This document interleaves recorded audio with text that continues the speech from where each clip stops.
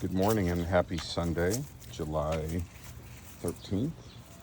Reporting in here from Tonawanda, New York, where it is a very nice 79 degrees with 80% humidity, and it's really the wind that is making it such a nice walk today.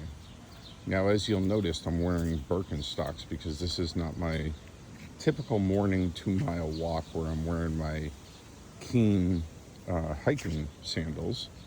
That's typically what I like to wear during that walk. This is my friend Clyde. He's a 10-year-old basset hound.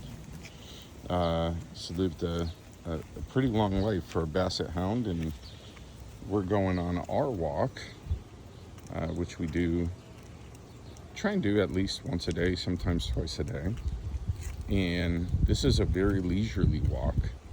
And just to piggyback on the exercise conversation yesterday from Peter Attia's Outlive, that was chapter 11. He talked about exercise being the best medication that you can take.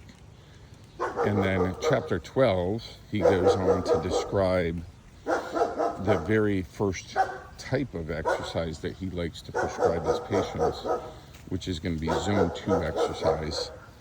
Zone 2 has a lot of different meanings depending on, good morning, who you're having the conversation with.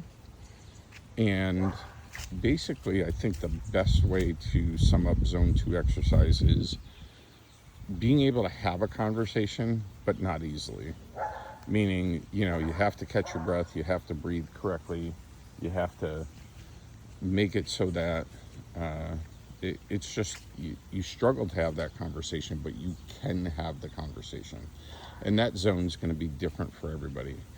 Obviously, this morning on a leisurely walk, I am nowhere near zone 2. As a matter of fact, Clyde and I will be lucky to get a mile in 40 minutes if I absolutely let him sniff every single thing that he wants to sniff, because he's a basset hound, so he's got a very strong nose.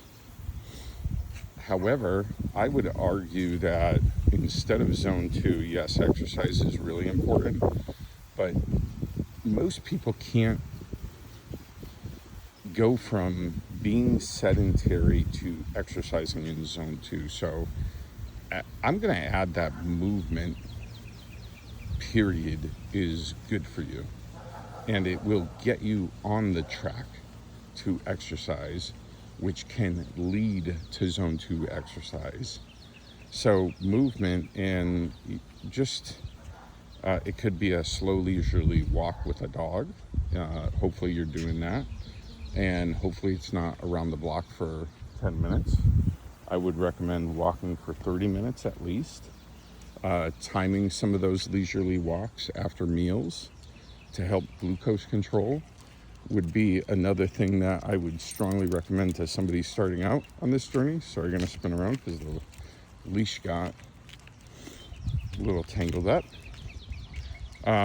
It could be housekeeping. It could be, maybe instead of vacuuming every other day, maybe it's vacuuming once a day. It could be going up and down the stairs to do laundry. It could be doing yard work. A lot of these things I think definitely helped contributed to my journey and helped out, because before I could exercise consistently, I had to get used to moving consistently. Now, granted, Clyde gets walked every day, but it wasn't always by me. I took up that mantle because I needed to move more and I needed to work on my metabolic health, and that was the way I got my early exercise. And I still continue to do it because that's my buddy and he needs it. And I kind of took that mantle away from everybody else to get him walked. But the important point, I think, of this whole conversation is get some kind of movement. It does not absolutely have to be exercise to begin out. If you've been sedentary for a long time like I was, just movement, housework, chores, things of that nature, bending over and picking things up, going up and down stairs. At first, it wasn't the easiest thing to do, but the more that I did it, the more my body adapted, because it was preparing itself to do it, because I sent a message to the body saying, hey, we're going to do this. This is a habit. And my body responded. So I hope that helps you. And I hope that you guys have an amazing day today. And I hope that you be amazing today.